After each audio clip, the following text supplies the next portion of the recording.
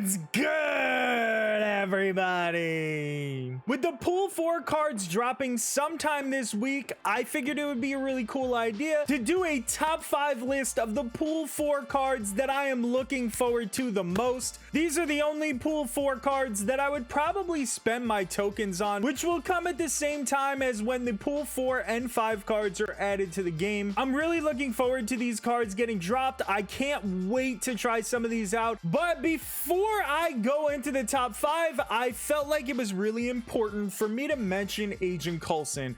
He's going to be our honorable mention. He's going to be number 6 on my list. Agent Coulson is actually a pretty good card. He's gonna add a random 4 cost and 5 cost card to your hand. Presumably on turn 3, you're gonna be able to play him. You're gonna be able to kind of curve out the cost of the cards that are coming. Yes, they're random cards, but more than likely, you're gonna find at least one of those options as a usable card that will help you win the game. He also really helps out Devil Dinosaur decks or any deck that uses Quinjet in general. I think Agent Coulson is gonna be a lot more valuable than people realize at first. Coming in at number 5 on our list is going to be Helicarrier, and I think Helicarrier is going to be a really great card. When you discard it from your hand, you're going to replace it with 3 random cards. That's going to help things like your collector decks. It's going to help Devil Dinosaur for sure, but obviously the most important thing that is going to help are those discard decks. Discard is a version of a deck that hasn't really gotten a whole lot of love in Pool 3. Yes, there's been some decent additions, but the decks are not really that strong in general. Helicarrier kind of makes up a big difference for that. Helicarrier is actually going to work perfectly for Hela, which is obviously not why it's called that, but it's a pretty good coincidence. It works out really well. Hela is going to get so much use out of this card. You're gonna discard it, it's going to put it in your graveyard, and Hela is gonna bring it back, and that's gonna put 10 power on the board for you. It also works in conjunction with Ghost Rider because you know that 10 power is gonna come back on the board, but it also allows you to get 3 random cards, and who knows what you can get out of that. They may not necessarily play out well for your hand, but all in all, Helicarrier adds a lot of utility to discard decks as well as some other decks. Our number 4 pool 4 card is gonna be Titania. Titania is going to be a very, very interesting and unique card. When any card is played at this location, this card switches sides. Titania brings 5 power on 1 energy, which is really incredible, especially if you can keep her on your side, but she has a lot more utility than just that. If you run into a location like Bar with No Name, you can go ahead, drop Titania maybe on turn 6,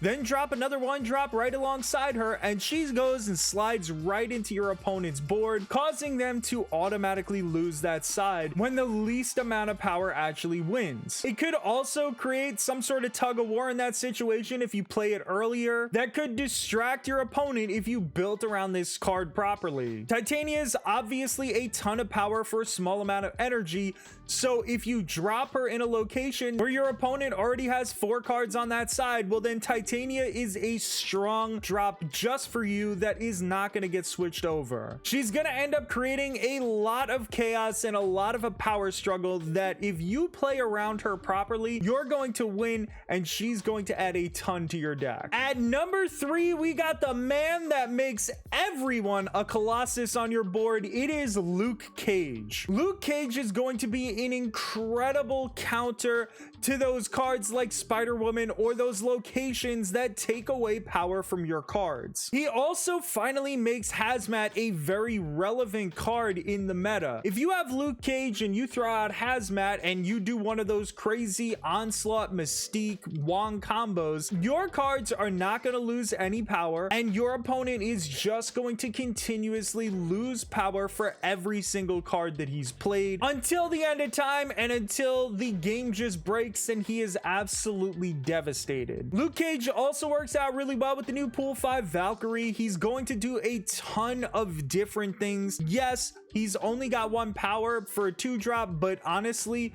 Luke Cage is going to improve so many different versions of decks. He's a great combo card, he's a great control card, and he's just good at kind of disrupting your opponent's game plans. Coming in at number 2, we got Absorbing Man, who is absolutely the mystique of on reveal effects. If the last card you played has an on reveal ability, this card copies it.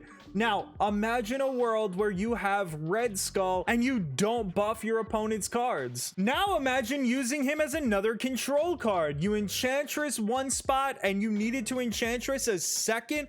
Well, you have that option with Absorbing Man. Or maybe you Shang-Chi'd on turn 5, but you know he's dropping something huge on turn 6. Well, Absorbing Man is your guy. Or look at that. Arrow is also an on-reveal card. Arrow sweeps all your opponent's cards over to the left location on turn 5. And then Absorbing Man comes out, sweeps all your opponent's cards that they play over to the right location. Now they don't know what is going to happen, where everything's going to go. And Absorbing Man just becomes another version of the incredible meta card Arrow.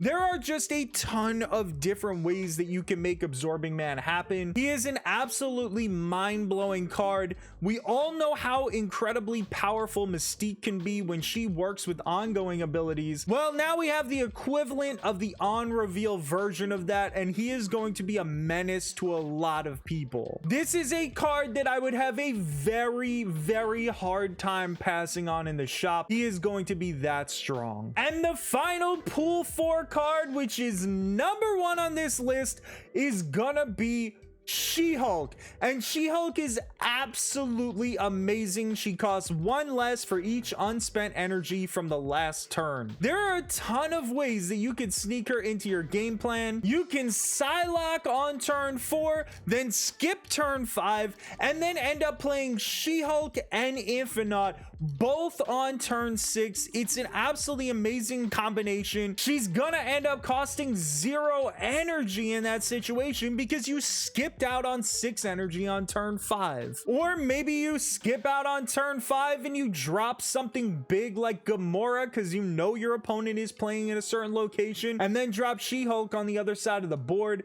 That is a good 22 power for your last turn. There are so many different ways that SheHulk becomes incredibly strong. She works in combination with so many cards that if you get her, she may very well fit into pretty much 90% of your decks. SheHulk might not just be the best pool 4 card, she may very well be the best card that we're getting introduced to in both pools 4 and 5. So those are my top 5 pool 4 cards, including an honorable mention in Agent Coulson. We don't want to forget about him. If you enjoyed the content, please give the video a thumbs up, subscribe to the channel, it helps out a ton, and go check out some of my other Marvel Snap guides. Also, come check me out on Twitch. I'm usually on there Monday, Tuesday, Thursday, and Friday, sometime between 10 and 11 p.m. Eastern time. I'd love to hear your thoughts about the pool 4 cards. Did I leave anybody out that I shouldn't have? Do you think that somebody's a little better? Hit me up in the comment section or on Twitch. I really appreciate you guys watching. I hope you have a wonderful rest of your day.